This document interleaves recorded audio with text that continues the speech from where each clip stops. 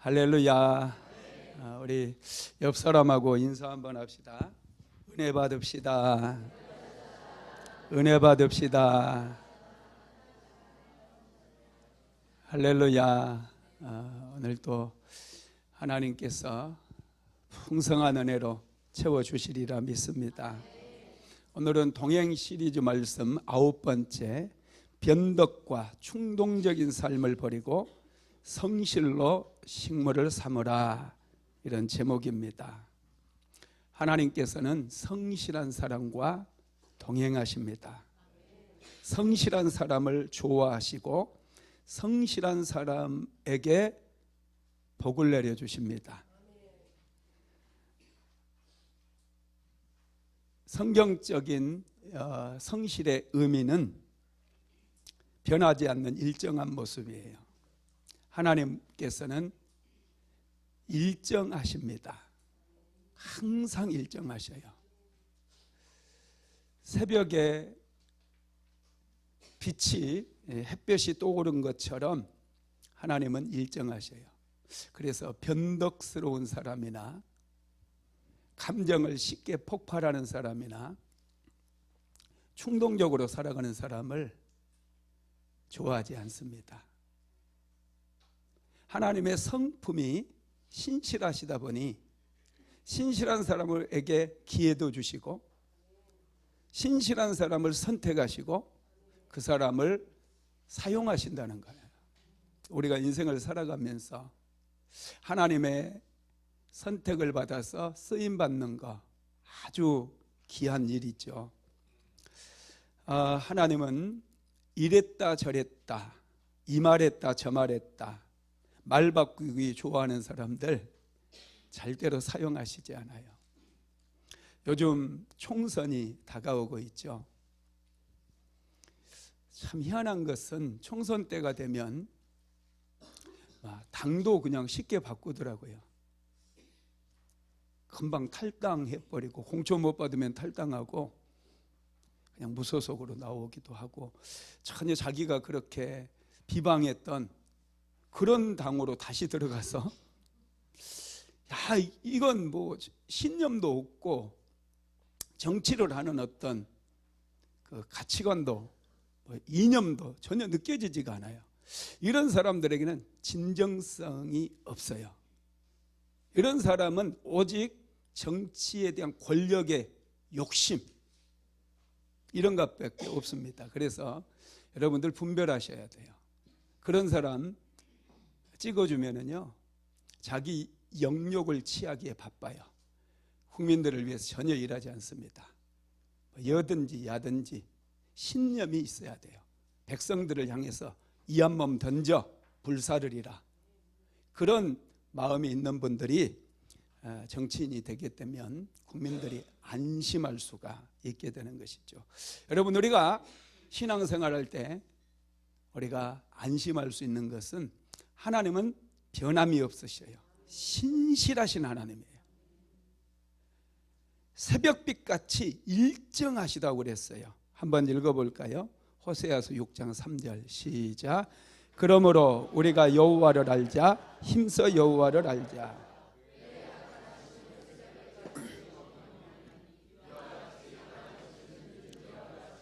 우리에게 임하시리니. 아멘. 여호와의 나타나심은 새벽빛같이 어김이 없나니 그랬어요. 하나님은 정확하시고 신실하시고 성실하시기 때문에 우리가 안심할 수 있어요. 하나님 믿으십니까? 네, 안심하시기 바랍니다. 하나님은 능력 있고 똑똑한 사람들 사용하지 않아요. 성실한 사람을 사용하십니다. 하나님께서 다윗을 이스라엘 왕으로 선택하시고 이스라엘 왕으로 세워주셨어요. 그때 하나님께서 다윗을 보셨는데 어떤 모습을 보셨는지 한번 볼까요? 시편 78편 70절에서 72절입니다. 시작. 또 그 종 다윗을 택하시되 양의 우리에서 취하시며 지키는 중에서 저희를 이끄사 그 백성인 야곱 그 기업인 이스라엘을 기르게 하셨더니 이에 저가 그 마음에 성실함으로 기르고 그 손에 공교함으로 지도하였도다. 아멘. 다윗이 목동으로 일할 때 양을 치고 양을 지키고 그런 일을 할 때 하나님께서 다윗을 보셨다는 거예요. 다윗이 성실하게 일하는 그 모습을 보고 이스라엘의 왕으로 선택하셨다는 것이죠. 하나님께서는 성실한 사람을 보시면 아주 행복해 하셔요. 성실함을 보이시기 바랍니다. 우리는 자꾸 충동적으로 살려고 그래요. 감정에 따라 살려고 그래요. 기분 나쁘면 그냥 막 육두 문자가 나가고 그냥 야, 입이 어쩔 때는 쓰레기통 같아요. 우리는 감정을 다스려야 돼요. 이번 금요일 성령 집회 때 야곱과 에서의 차이를 좀 말씀드렸잖아요. 에서는 모든 게 즉흥적이고 충동적이고 감정적이에요. 그런데 야곱은 아주 신중해요. 야곱은 굉장히 전략도 있고 지혜도 있어요. 이성적이에요. 감정적이고 충동적이었던 에서는 야곱에게 다 당하고 나서 막 원망과 불평하고 분노를 품고 20년 동안 남의 탓하면서 살아요. 앞으로 나가지를 못해요. 그런데 야곱은 감정을 절제하고 인생의 계획을 세우고 성실하게 살다 보니 그는 하나님께 축복을 받아서 그 14년 동안을 외삼촌의 집에서 무료 봉사를 해주었음에도 불구하고 6년 동안 그의 기업을 키우는데 어마어마한 거부가 되어버려요.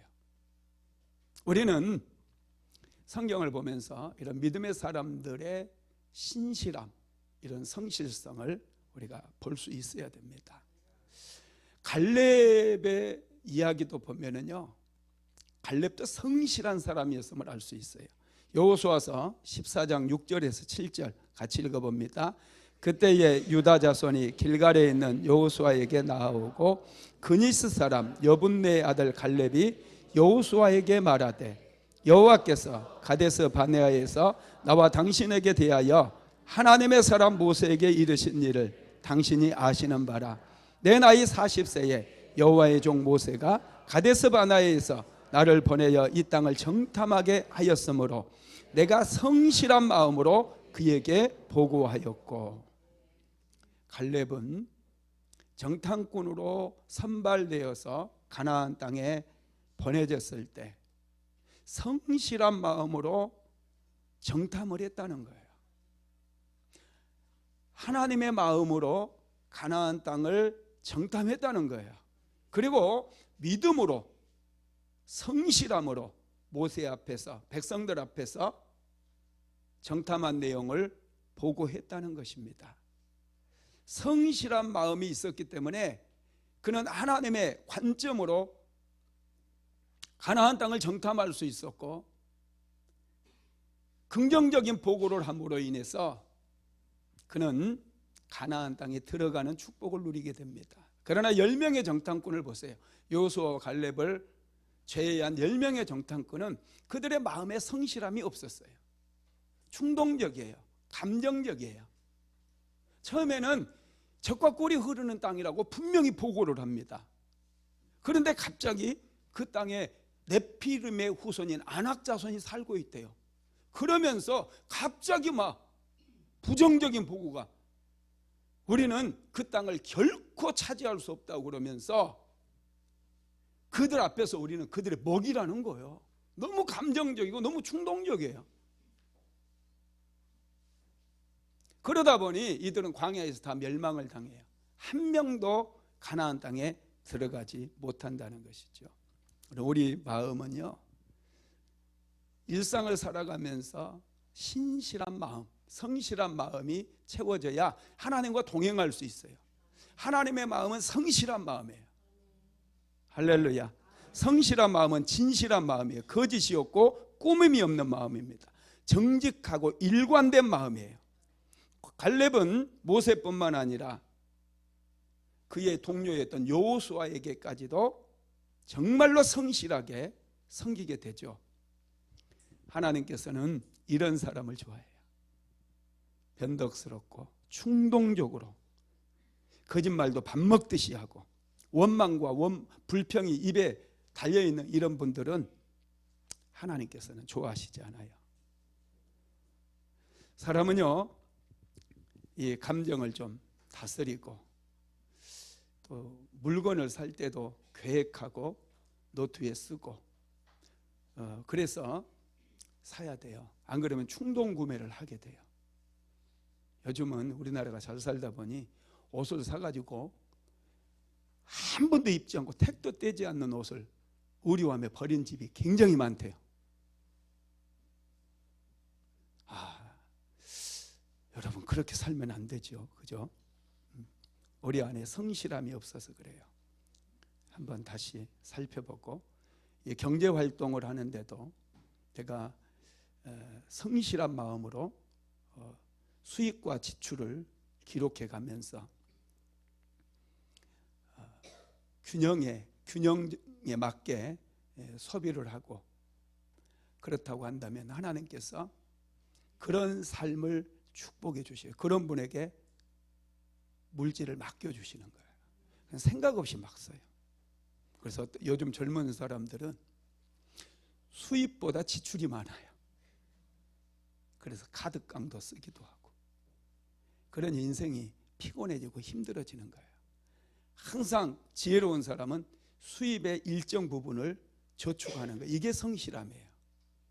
미래를 준비하는 게 지혜예요. 미래를 준비하지 않으면 지만 추워요. 할렐루야. 여러분 그러면 성실함이란 무엇일까요? 첫째는 자신에게 맡겨진 일을 소중하게 여기는 거예요. 하나님께서는 가정을 맡겨주셨어요. 여러분에게 직장도 주셨어요. 사업장도 주셨어요. 교회도 주셨어요. 하나님께서 주신 것들은 정말로 소중합니다. 여러분 소중한 건 우리는 어떻게 해요? 돈이 소중하니까 돈을 좀 아끼잖아요. 아껴 쓰고 또 재테크를 하고 지혜로운 사람은 이걸 좀 돈이 소중하니까 돈을 키우기 위해서 투자도 하고 이게 지혜거든요. 소중한 것은 가꾸는 거예요. 자꾸 돌보고 가꾸는 거예요. 가정이 소중하기 때문에 우리는 가정을 가꾸는 거예요. 여러분 인생은 정원을 가꾸는 것과 같다고 제가 말씀드렸잖아요. 제가 농장도 가꾸고 있어요. 목회만 하는 게 아니라 농장도 있습니다. 농장을 가꿀 때요, 일주일만 안 가보면 풀이 얼마나 많이 자라 있는지 몰라요. 그 풀 뽑는 게 귀찮다고 내버려 두면 이제는 완전히 그냥 거기가 잡초밭이 돼버려요. 우리가 가정을 세우는 것도, 여러분의 인생을 세우는 것도 정원을 가꾸는 것 같아요. 자꾸 잡초를 뽑아줘야 돼요. 땅을 일궈가지고 그곳에 씨앗도 심고 꽃을 옮겨 심고 좋은 나무를 심고 그러면 어느 순간 꽃이 활짝 펴가지고 향기가 진동해요. 가정이 그렇습니다.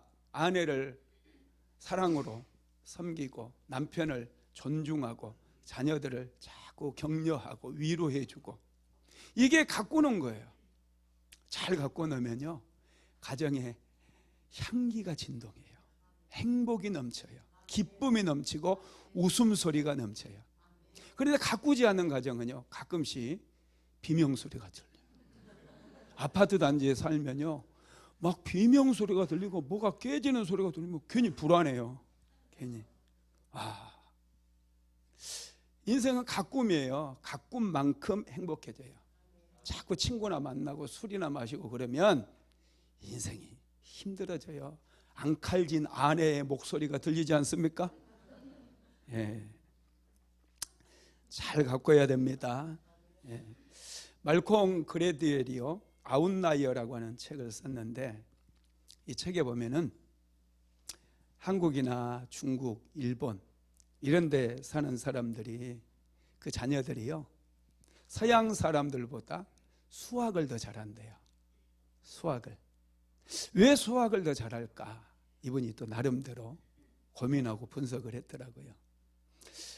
동양 쪽에서는 농경사이기 때문에 쌀농사를 짓는데, 쌀농사를 여러분 짓는 사람들은요, 1년에 평균 노동시간이 3,000시간이 돼요. 3,000시간. 저희 아버지를 봐도 그 정도로 노력을 했던 것 같아요.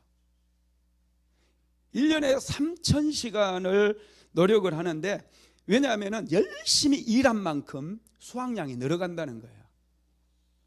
예를 들면 우리 아버지는 엄청나게 부지런했어요. 새벽에 항상 일찍 일어났어요.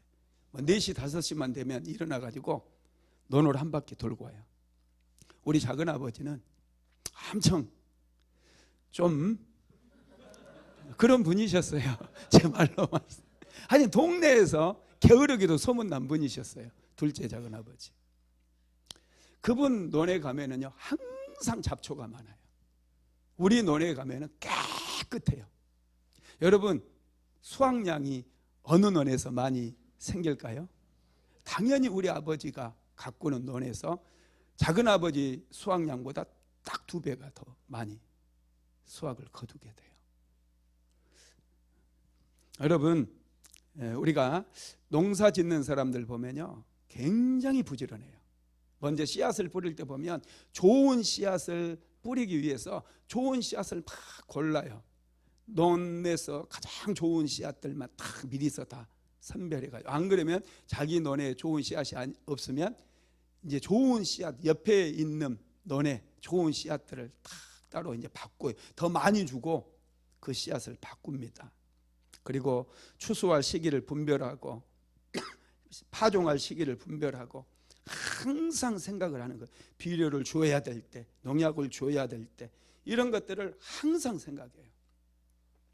여러분, 쌀 한 톨을 생산하기까지요 80번의 손이 간대요. 그래서 쌀 미자 한자로 쓰면 저렇게 되거든요. 이게 10자에다가 8팔자예요. 80번 손이 간다고 해서 이렇게 쓴 것입니다. 여러분, 그렇습니다. 우리 선조들이 아주 쌀농사를 짓다 보니 부지런했어요. 그러다 보니 생각도 하고, 그래서 동양 사람들이 서양 사람보다 수학을 훨씬 잘한대요. 그래서 우리나라도 보면 요즘도 그런 유전자가 흘러서 그러는지 농사를 안 지어도 수학 경시대회 하고, 그럼 우리나라 애들이 많이 1등을 하기도 하고 그래요.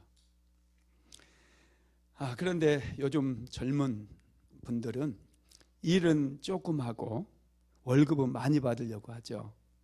여러분, 이런 생각은 빨리 버리는 게 좋습니다.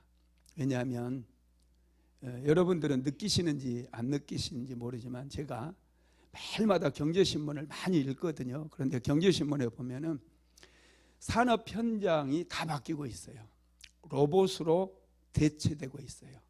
지금은 인공지능 시대, 로봇 시대다. 또 무인 자동차, 무인화 시대 많이 들어보셨죠? 이런 시대가 얼마나 빠르게 다가오고 있는지 몰라요. 요즘 공장을 지으면요 전부 스마트 팩토리예요. 자율 로봇에 의해서 공장이 가동되게끔 그렇게 만들어가고 있다는 거예요. 그런데 여러분, 전 세계에서 산업 현장에 로봇이 가장 많이 지금 들어가 있는 나라가 어느 나라인 줄 아세요? 예, 우리 대한민국이에요. 좋아서 박수 칠 일 아닙니다. 한국 사람들이, 왜 경영자들이 로봇을 산업 현장에 그렇게 많이 투입했느냐? 사람들이 그냥 일은 조금 하고 월급은 많이 달라고 그냥 난리를 치거든요. 빨간띠 메고 그냥 파업해버리고 회사는 망하든지 전혀 관여하지 않아요. 내 파이가 적어지는 거 거기에만 관심을 가지고 그냥 회사는 망하든지 말든지 그냥 하나도 신경 안 써요. 내 월급이 좀 작아지는 거, 그것을 못 견디는 거예요. 그래서 여러분, 우리나라 지금 산업 전반에 로봇화가 진행되고 있어요. 나중에 우리 자녀들 어떡할 거예요? 일할 데가 없어요. 일할 데가 없으면 큰일 나지 않습니까? 그래서 여러분 자녀들에게 가르쳐야 돼요. 어떤 일이라도, 작은 일이라도, 힘든 일이라도 그것들을 하나님께서 맡겨주신 일로 생각하고 성실하게 감사함으로 감당해 나가라는 거예요.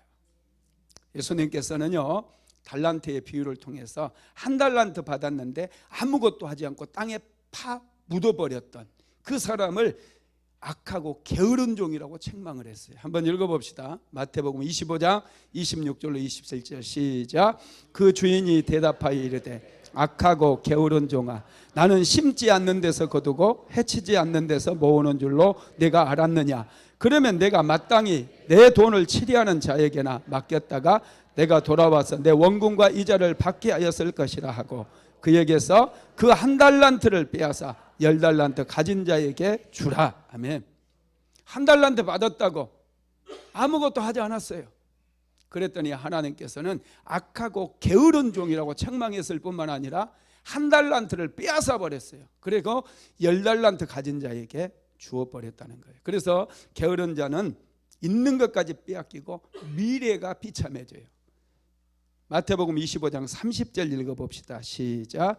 이 무익한 종을 바깥 어두운 데로 내쫓으라. 거기서 슬피 울며 이를 갈리라 하니라. 아멘. 게으른 사람을 악하고 무익한 종이라고 그랬어요. 우리는 무익한 종이 되어서는 안 돼요. 착하고 충성된 종이 돼야 돼요.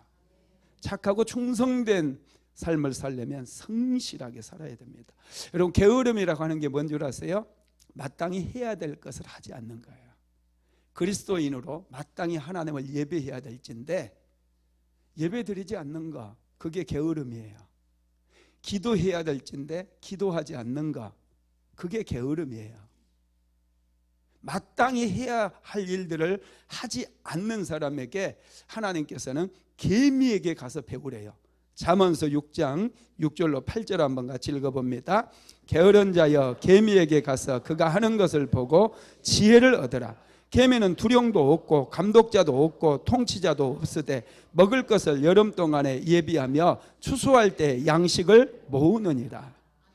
개미는 누가 시키지 않는데요. 야, 너 겨울 닥치면 어떡하려고 그러니? 일해야 되지 않겠니? 성실하게 살아야 되지 않겠니? 이렇게 가르치지 않아도, 감독자도 없는데 여름 동안에 부지런히 일을 한다는 거예요. 양식을 예비한대요. 그래서 하나님께서 게으른 자여 개미에게 가서 배워라 이렇게 말씀하고 있어요. 우리가 하나님의 성실하심을 본받아서 우리도 성실하게 살면 가난한 사람도 부자가 될 수 있습니다. 사람들에게 신뢰를 줄 수 있어요.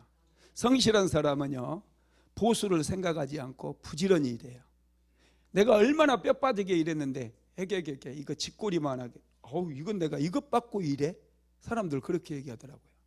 내가 이것 받고 일하냐고 막 그러면서 아예 제껴버려요. 내가 보니까 다 그것밖에 안 돼요. 그런 분들은.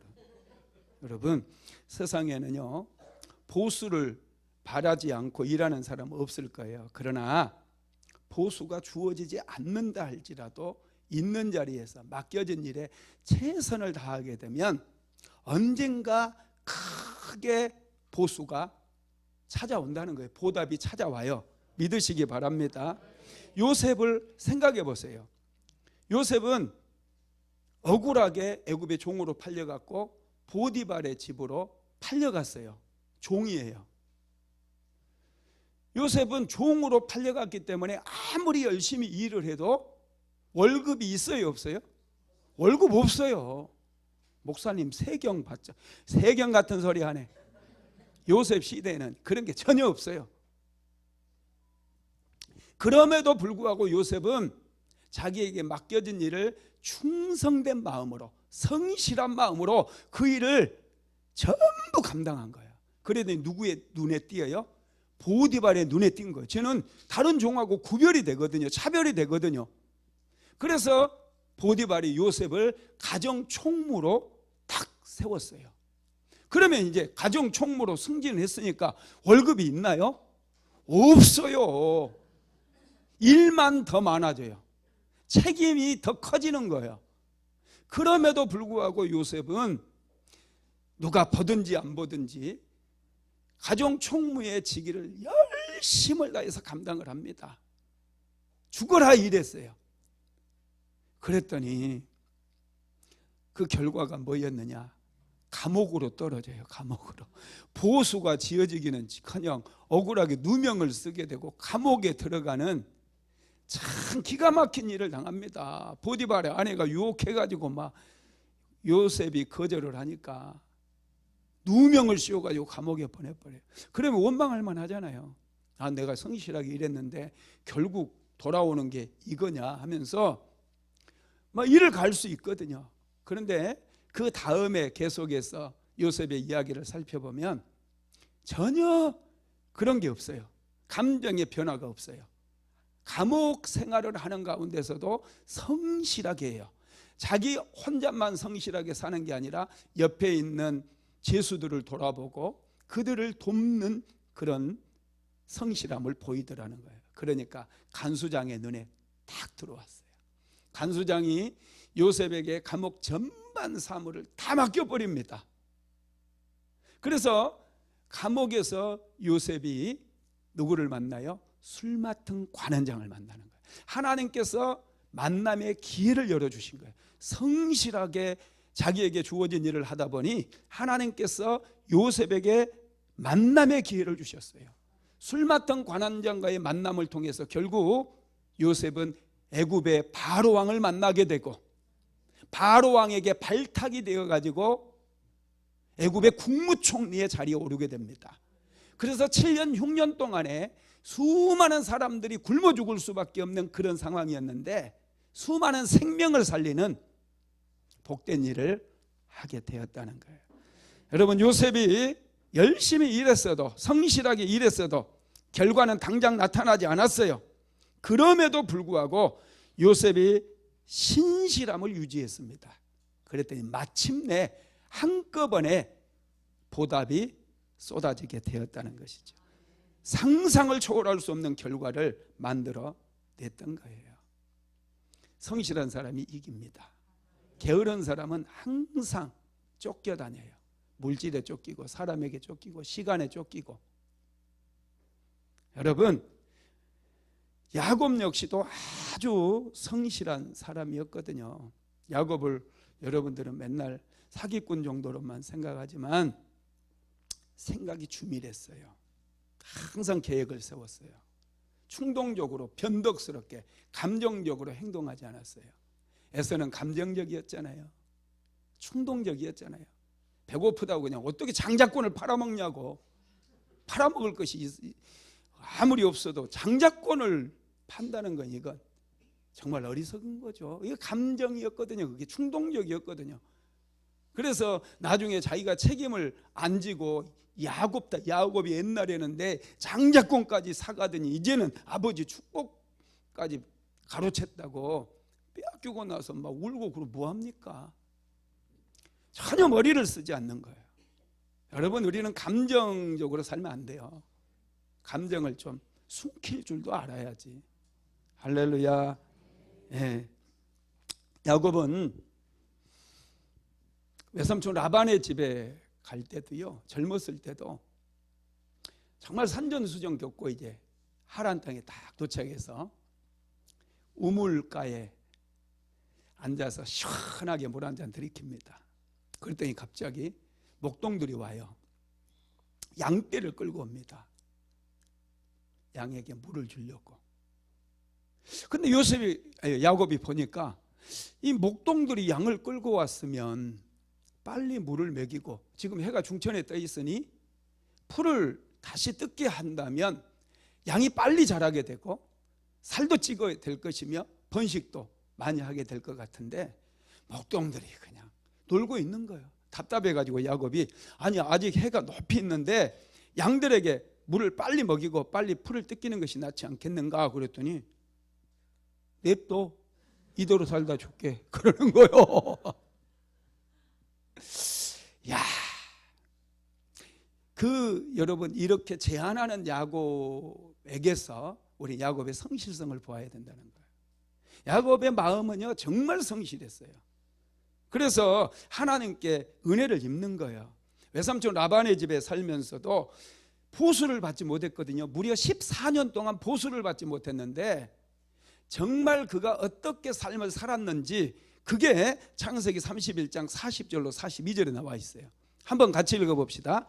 내가 이와 같이 낮에는 더위와 밤에는 추위를 무릅쓰고 눈붙일 겨를도 없이 지냈나이다. 내가 외삼촌의 집에 있는 이 20년 동안 외삼촌의 두 딸을 위하여 14년, 외삼촌의 양떼를 위하여 6년을 외삼촌에게 봉사하였거니와 외삼촌께서는 내 품삯을 10번이나 바꾸셨으며 우리 아버지의 하나님 아브라함의 하나님 곧 이삭이 경외하는 이가 나와 함께 계시지 아니하셨더라면 외삼촌께서 이제 나를 빈손으로 돌려 보냈으리다마는 하나님이 내 고난과 내 손의 수고를 보시고 어젯밤에 외삼촌을 책망하셨나이다. 낮에 더위와 밤에 추위를 무릅쓰고 눈붙일 겨를도 없이 20년을 지냈다는 거예요. 얼마나 성실해요. 마치 자기의 일처럼 외삼촌의 양을 치지만 자기의 일처럼 최선을 다해서 그렇게 양을 쳤다는 거예요. 품삯을 받았는데 외삼촌이 10번이나 품삯을 바꿨다는 거예요. 이 외삼촌 라반은 아주 충동적이고 아주 변덕스러운 그런 분이셨어요. 이런 사람 만나면 굉장히 힘들어요. 야곱은 그런 사람 밑에서 일했거든요. 변덕스럽고 충동적이고 감정적인 그런 사람 밑에서 야곱은 일했지만은 그럼에도 불구하고 성실함을 보였더니 하나님께서 보신 거예요. 그래서 야곱을 축복해 주셔서 6년 만에 그의 외삼촌 라반보다 부자가 돼버리는 거예요. 할렐루야. 여러분 그렇습니다. 여러분 인생이 원래 그런 거예요. 너무 한꺼번에 그냥 한탕 하려고 생각하지 마세요. 인생은 성실해야 돼요. 생각이 성실하고 행동이 성실해야 돼요. 룻기서에 보면은 모압 여인 룻 역시도 아주 성실한 분이세요. 보수를 바라지 않고 그의 시어머니가 너무 불쌍해가지고 시어머니를 따라서 베들레헴까지 와요. 시어머니는 룻과 오르바를 불러서 너희 남편 다 죽었으니까 소망이 없다. 친정집으로 돌아가서 새로운 남자 만나서 행복하게 살아라. 이렇게 얘기했거든요. 그래서 오르바는 돌아갔어요. 그런데 룻은 시어머니를 정말 긍휼히 여겼어요. 그래서 베들레헴까지 따라옵니다. 그리고 이 쌍과부가 살고 있다고 동네 사람들이 손가락질하고 저주받은 집이다 막 그럴 수 있거든요. 그리고 이방 여인에다가 과수떼기잖아요. 참 요즘도요 남편 일찍 사별하고 혼자 직장생활하는 여자들 보면 서름을 많이 당해요. 남자들이요 꼭 말을 해도 막 그 희롱하는 투로 말을 해요. 남자들 절대 그러지 마세요. 절대 하면 안 돼요. 예의를 지켜야죠. 하나님의 사람들은 품위가 있어야죠. 어디서 희롱 확 존중해야 돼요. 그런데 오늘날에도 한 자리 깔고 막 괜히 얕잡아보고 희롱하는 그런 이상한 분들이 있어요. 그런데 룻은 그런 거 생각하지 않고 시어머니를 위해서 이삭 주우러 가요. 밭에 수확하러 간 게 아니고 풀팔러 간 것도 아니고 이삭을 주우러 가는 거예요. 얼마나 서럽겠어요. 찬바람이 싱싱 불지 않았겠어요. 그 신실함과 성실함을 누가 보시느냐? 하나님이 보시는 거예요. 그리고 나중에 하나님께서 보아스의 밭으로 인도했는데 보아스의 종들이 보고 보아스가 보는 거예요. 그래서 나중에는 여러분 룻이 크게 축복을 받게 되잖아요. 축복을 받게 돼. 보아스와 결혼하게 되고 하나님의 은혜로 자녀를 낳아서 끊어졌던 나오미의 가정에 대를 이어주게 된다는 것이죠. 여러분 우리가 보수가 없어도요 열심히 일하면 하나님께서 기회를 주셔요. 만남의 기회. 룻에게도 하나님께서 보아스를 만날 수 있는 기회를 주셨어요. 요셉에게도 애굽 왕 바로를 만날 수 있는 기회를 주셨어요. 그래서 한꺼번에 보상이 쏟아지게 한다는 거예요. 두 번째로 성실은 맡은 일에 끝까지 최선을 다하는 거예요. 성실한 사람은 보수보다 더 많은 일을 합니다. 병동스럽고 충동적인 사람들은요, 항상 자신 것만 생각해요. 내가 빠지게 일했는데 이 월급은 쥐꼬리만 하다고 그래요. 쥐꼬리보다는 크더만. 돈보다 일을 소중하게 여기해요. 보수보다 많은 일을 하는 사람은요, 주도적인 인생을 살아갈 수 있어요. 시킨 것만 일하는 것이 아니라 시키지 않는 일도 찾아서 할 수 있는 그런 인생을 살아가게 되는 거예요. 성실한 사람은요, 항상 계획이 서 있어요. 인생을 어떻게 살 것인지. 예배에 대한 계획도 있어요. 내가 다른 것은 몰라도 살아계신 하나님을 위한 일이라면 절대로 소홀히 하지 않으리라. 수요 예배, 금요 성령 집회, 주일 예배. 우리 교회는 막 주일 일부 예배 때부터 나와가지고 오후 기도학교 나랑 성경 공부까지 해요. 아침 9시 되기 전에 나와가지고 성경 공부하고 가면은요 6시 넘어버려요. 7시 될 거예요. 집에 가면 7시 넘을 거예요. 야, 이런 성실함을 하나님께서 보시는 거예요. 여러분, 신앙생활 한다고 다 똑같이 하는 게 아니에요. 어떤 분은 충동적이에요. 목사님 저 은혜 받았습니다. 목사님 이 교회가 최고입니다. 절대로 저는 떠나지 않을 겁니다. 목사님 잘 가르쳐 주세요.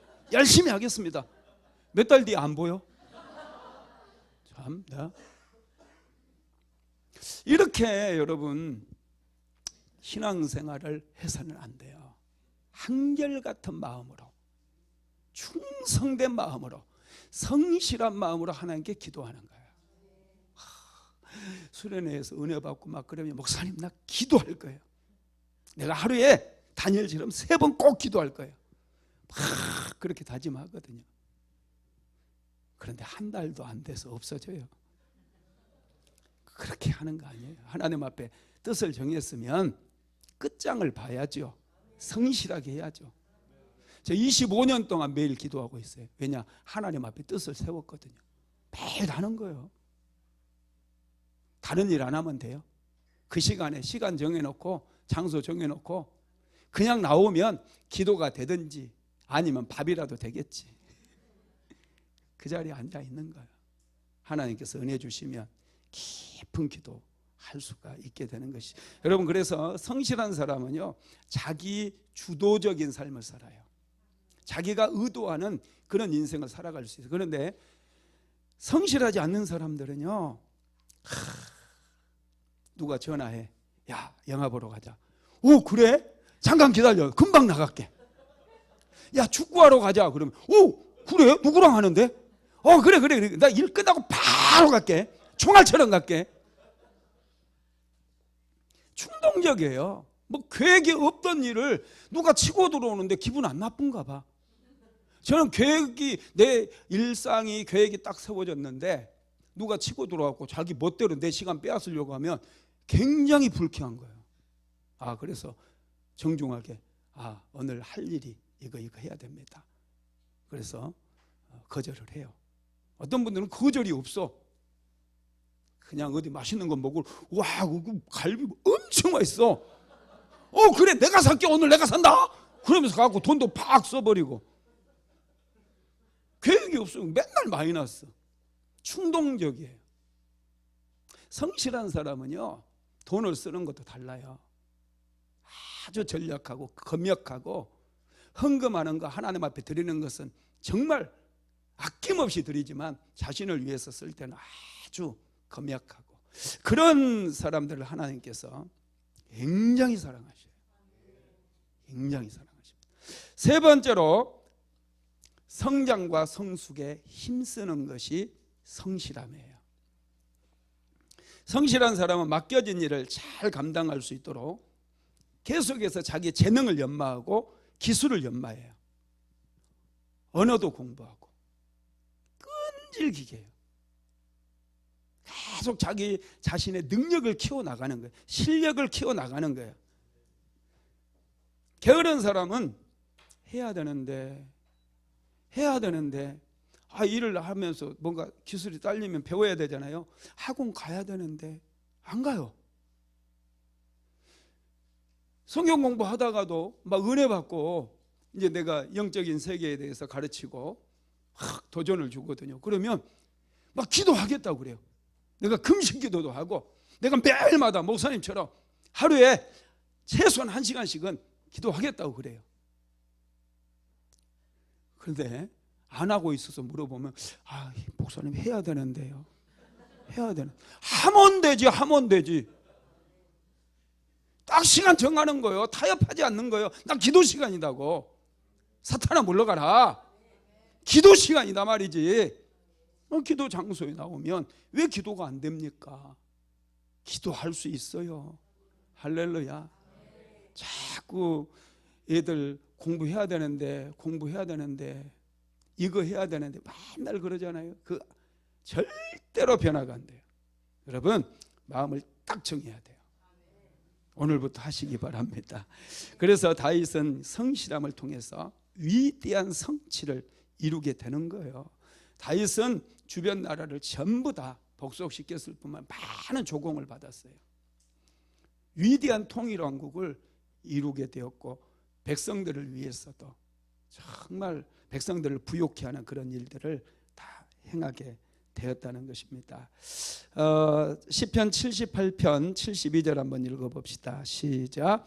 이에 그가 그들을 자기 마음에 완전함으로 기르고 그의 손에 능숙함으로 그들을 지도하였도다. 능숙함으로, 능숙하다는 것이요 공교하다는 거예요. 공교하다는 것은 탁월하다는 거예요. 여러분 우리 성실함을 통해서 좀 탁월한 능력을 탁월하게 만들어야 돼요. 공부하는 애들이, 공부 잘하는 애들이, 머리 좋아서 잘하는 애들도 있지만요 진짜 열심히 해요. 우리 사모가 공부를 좀 잘했어요. 누가 아멘 했어요? 하긴 전교에서 1등 했으니까 잘했지. 근데 보면은 시간을 얼마나 관리를 잘하는지 몰라요. 내가 감동받아요. 얼마나 부지런하게 사는지. 자기 조금 5분만 남아도 뭔가 하고, 요즘도 영어 공부한다고 영어로 나중에 강의를 할 거대요. 그러면서 영어 공부를 아픈 가운데서도 막 쫙 해요. 영화 있잖아요. 그런 거 들으면서 계속해서 영어 강의 할 수 있도록 계속 공부해요. 그리고 이제 몸이 조금 나아지면 피아노를 계속 쳐가지고 목사님 설교할 때 자기가 피아노 반주하겠대. 계속해서 뭔가를 하더라고요. 계속해서 집중해가지고 아주 이 탁월하게 뭔가 하기 위해서. 약도 그렇잖아요. 그러니까 약을 만들고, 여러분 이 판을 깨버렸어요. 우리 산모가 약사들의 판을, 룰을 깨버리고 탁월한 약국을 해요. 아멘 안 하는 사람 뭐요? 룰을 깨버렸어요. 그래서 인터넷 쇼핑몰 자기가 약 다 만들거든요. 근데 약 만들어도 안 파는 데가 많은데 우리는 뭐 6개월만 지나면 완판이에요. 완판. 다 만드는 쪽쪽 다 나가버려요. 완판. 이 룰을 바꿔 나서 그래요. 승자의 게임에서 완전히 룰을 바꿔가지고 이어버리다 보니 이게 성실함에서 오더라고요. 사모 굉장히 성실해. 기도도 사모처럼 성실하게 하는 사람을 내가 본 적이 없어. 오늘 아침에 나는 못 나왔는데, 나는 주일날 아침에는 안 나오거든요. 사모는 5시 반도 되기 전에 딱 일어나가지고 딱 나가는 거예요. 기도하러. 금요 성령 집회 있는 날 토요일 날 힘들잖아요. 나는 안 나가요. 근데 사모는 눈 뚝 뜨고 나가요. 나가서 열심히 기도하고요. 여러분 충동적으로 기도하지 마세요. 항상 시간을 정해놓고 뜻을 정한 다음에 계획적으로 하나님 앞에 보이시기 바랍니다. 그러면 명품 인생이 돼요. 명품은 여러분 달라요. 제품, 상품은 그냥 찍어내면 되지만 명품은 세심하게, 탁월한 장인이 아주 바느질 하나하나까지도 세심하게 하기 때문에 그게 명품이 되는 거예요. 그래서 명품이 귀하고 값이 비쌉니다. 여러분, 명품이 되기 위해서는, 명품 인생이 되기 위해서는 탁월해야 돼요. 지혜로워야 돼요. 탁월함이 없이는 절대로 우리가 명품이 될 수 없다라는 거예요. 네 번째로, 맡은 일을 즐겁게 하는 거예요. 하나님께서 우리에게 맡겨주신 일은 즐거워야 돼요. 그리고 일이 쑥달이 되잖아요. 실력이 늘어갔잖아요. 재능이 이제 탁월해졌잖아요. 그러면 그 일이 쉬워져요. 쉬워지니 일을 하는 게 너무 재밌는 거예요. 즐거운 거예요. 우리 찬양팀에 드럼 치는 우리 우정민 전도사나 우리 이유 간사님 보면은요, 드럼을 칠 때 본인이 제일 신나요. 막 드럼을 치고 얼마나 신나게 치는지 몰라. 우리 신디를 반주하는 우리 에셀, 우리 딸입니다. 제 딸. 우리 에셀이도 찬양을 부르면서 신디를 쳐요. 찬양을 부르면서. 이거 쉬운 거 아니에요? 아멘도 안 해. 한번 해볼게요. 이거 장난 아니에요. 이거 하는 거. 근데 막 찬양을 그리고 나중에 금요 성령 집회 한번 와보세요. 찬양을 그냥 자유자재로 해버려요. 나는 그냥 노래를 사정없이 막 찬양 나오는 대로 막 부르는데 전부 다 맞춰버려요. 이게 탁월함, 이 실력이 있기 때문에 탁월함의 경주에 딱 올라가니까 다 되는 거예요. 막 작곡도 하고 작사도 하고 다 되지 않습니까? 여러분, 운동 경기를 하는 것도 생업을 하는 것도 마찬가지예요. 어느 단계 이상 올라가면 즐거움이 생기기 시작해요. 즐거움이 생기기 시작하면 자신감이 생기게 되고요. 자신감 있게 뭔 일을 하게 되면 안 될래야 안 될 수가 없어요. 안 될래야 안 될 수가 없다니까요. 할렐루야. 그래서 성실한 사람들은요, 아주 일을 즐겁게 하는 거예요. 기쁘게 하는 거예요. 실력도 있죠. 사람들이 칭찬도 해주죠. 또 일이 즐겁죠. 그러니 얼마나 행복하겠습니까? 다섯 번째, 환경에 요동치지 않고 뜻을 정한 대로 사는 것이 성실함이에요. 환경이 조금 어렵다고 기도하다가 탁 멈춰요. 예배 드리다가 멈춰요. 왜 멈춰? 이해가 안 되는 거예요. 조금 일이 힘들다고 왜 교회 안 나와? 더 기도해야지. 오기가 안 생깁니까? 오기가 생겨야 돼요. 내가 하나님의 사람이고 믿음의 사람이고 열심히 신앙생활하고 그동안 11조 낸 거 아까워 죽겠는데 왜 이런 일이 생기냐고요. 그러면 악이 받쳐서라도 하나님께 나와서 금식하면서 하나님께 기도하고 내가 이렇게 하나님 앞에 열심을 내서 헌신하는데 왜 내가 이렇게 어렵습니까? 하나님 좀 대답 좀 해주세요. 하나님 앞에서 때를 쓰더라도 쓰고 하나님 앞에 기도해야지. 자꾸 뒤로 물러. 하나님 목사님만 사랑하시고 나는 하나님 씩 안 된다고. 목사님에게 한번 말씀 주신다. 나에게는 안 주신다. 괜히 그 마귀가 주는 그런 그 시험에 드는 거예요. 그런 것은. 여러분 절대 그러지 마세요. 오히려 더 하나님 앞에 나와야죠. 기도 시간 늘려야죠. 그렇게 해야지 인생이 돌파가 이루어지고 한계 지어진 인생이 크게 확장되는 그런 역사가 일어나는 것이죠. 여러분 다니엘을 생각해 보세요. 앞으로 한 달 동안 하나님 앞에나 사람 앞에 절하거나 기도하는 사람이 있으면 사자굴에 그냥 집어 던져버린다라고 하는 조서가 왕의 인장까지 딱 지켜버린 거예요. 환경이 엄청나게 기도할 수 없는 그런 환경으로 요동을 친 거예요. 그런데 다니엘은 어떻게 합니까? 오히려 볼테면 봐라. 예루살렘으로는 창문을 활짝 열어놓고 전에 하던 대로 하나님의 이름을 부르고 기도하는 거예요. 그런데 그 결과가 뭐였어요?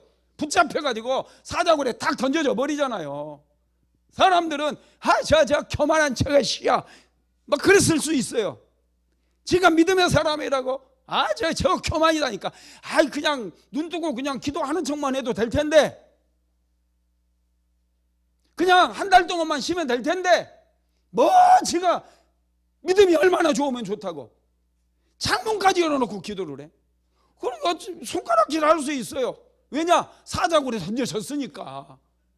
그런데 결과는 어떻게 되느냐고요. 하나님께서 천사를 보내서 다니엘을 지켜주시는 거 아닙니까? 우리는 기도했는데 더 추락할 수 있어요. 더 실패의 길로 떨어질 수 있다는 거예요. 그럼에도 불구하고 마지막까지 믿음을 지키면 마지막에 하나님께서 역사를 일으켜주시고 기적을 일으켜주시고 문제를 해결해주시고 하늘의 문을 열어서 우리 인생에 복을 주신다는 거예요. 환경 때문에 요동치지 마십시오. 환경 때문에 믿음이 흔들린다고 이거 부끄러운 거예요. 1, 2년 예수 믿었습니까? 예수님께서 십자가에 못 박히신 것이 환경 때문에 너희 믿음 바꾸라고 못 박혀 죽으신 줄 아십니까? 그렇지 않다는 거예요. 어떤 환경이 찾아온다 할지라도 여러분 흔들리지 않는 이 믿음, 이게 성실함이라는 거예요. 요동치지 않는 믿음, 환경조차도 쓰러뜨릴 수 없고 어떤 저주와 어떤 사건 사고도 나의 믿음을 쓰러뜨릴 수 없는 이 믿음이야말로 성실한 믿음이라는 것입니다. 말씀을 마무리하겠습니다. 우리는 하나님의 성실로 식물을 삼아야 돼요. 우리가 성실하신 하나님을 알 때 우리도 성실한 인생을 살아갈 수 있습니다. 자, 오늘은 본문 말씀을 가장 뒤에 넣어놨어요. 자, 시편 37편 3절 다시 한번 읽어봅니다. 여호와를 의리하여 선을 행하라. 땅에 거하여 그의 성실로 식물을 삼을지어다. 하나님의 성실을 식물로 삼으라는 거예요. 하루 세끼 밥 먹는 것처럼 매일 성실한 삶을 생각하고 성실한 삶을 실천하라는 거예요. 다윗은 성실하게 살았기 때문에 하나님께 크게 보답을 받았어요. 크게 상을 받았어요. 축복을 받았어요.